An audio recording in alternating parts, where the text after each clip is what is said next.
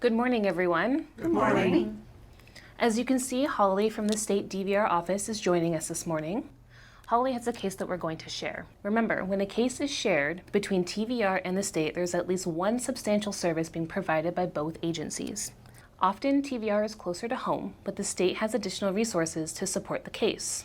As you know, both agencies create an eligibility report and an IPE. We might split the cost, but otherwise there's no duplication of services. In this instance, the family has requested their daughter's case be handled by our TVR program.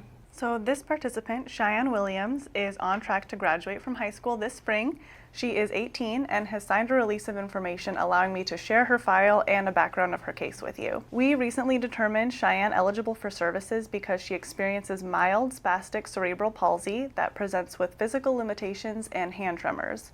In school, her cerebral palsy has limited her ability to write, lift her books, and maneuver her backpack, especially when she's under stress. While establishing eligibility, we advocated with Cheyenne for accommodations of extra time for taking tests and a tutor to help with writing and typing homework, as these were barriers that hadn't been addressed. Do you know if she's receiving SSI?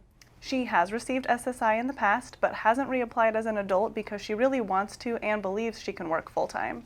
How do you see her limitations affecting employment?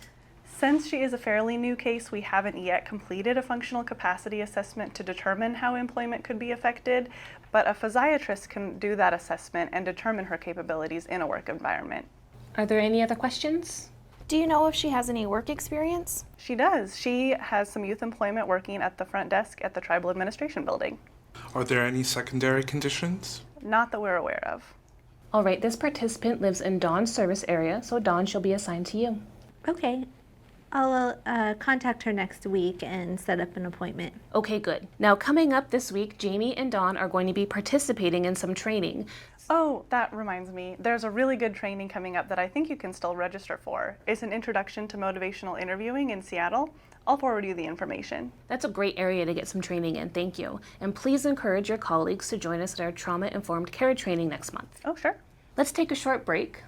Thank you for joining us today, Holly. There are coffee and snacks in the break room.